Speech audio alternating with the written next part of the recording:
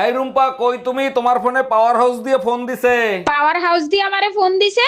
Power house দিয়ে আমারে phone দিবে কেন? হয়তো তোমার চার্জ শেষ হয়ে গেছে, তার জন্য ফোন দিছে। নাও কথা বলো। হ্যালো, কেমন আছিস মা? জামাই বাবাজি কেমন আছে? আচ্ছা শোনো না, আজকে না খাসির বিরিয়ানি খাইতে ইচ্ছা করতেছে। খাসির বিরিয়ানি রান্না করবা?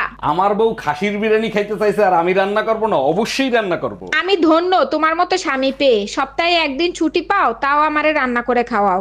সারা সপ্তাহ যেমন তেমন, সপ্তাহে একদিন ভালো কিছু খাওয়ার ইচ্ছা তো আমারও করে, তাই না?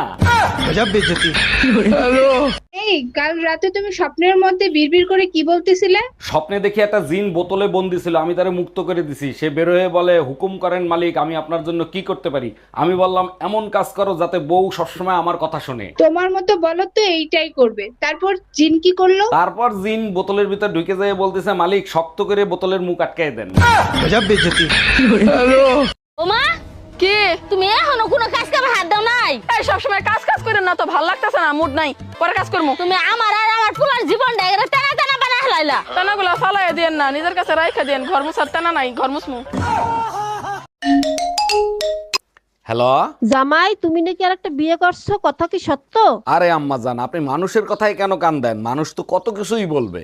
মানুষের কথায় কান দিনে তোমার শ্বশুর দেখছে তুমি নাকি আর একটা বিয়ে করছো। আম্মা জান, আপনার মেয়ে হলো আমার আসল বউ, আর শ্বশুর যেটা দেখছে সেটা হলো আমার ধর্মের বউ। চাচি, একটা গুরুত্বপূর্ণ বিষয় কি জানো? কি?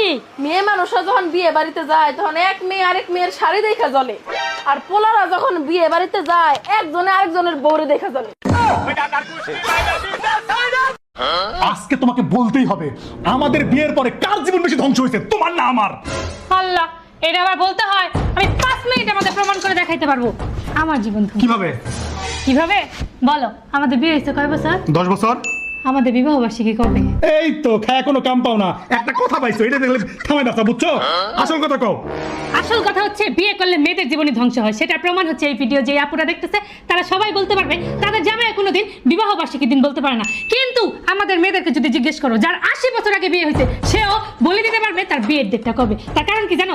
সেই দিনে সেই সর্বনাশটা আমাদের সাথেই ঘটছিল, তোমাদের সাথে তো ঘটেনি। তোমরা ছেলেরা ভাবছো কি সুন্দর বউ আসবে, চমৎকার বউ আসবে, সেক্সি বউ আসবে, আর আমরা ওই দিন থেকে থালি বাসন ধোয়া, বাড়ির কাজ করা, সমস্ত কিছু রান্না বান্না থেকে শুরু করা সবকিছু মাথার মধ্যে নিয়ে ঘুরতেছি। তাহলে বিবাহ বার্ষিকীর ডেটটাকে আমরা ভুলবো, তোমরা ভুলবা? তাহলে তার থেকে প্রমাণ হয় না যে মেয়েদের জীবন বেশি ধ্বংস হয়েছে না ছেলেদের জীবন? আরো কিছু শুনবা?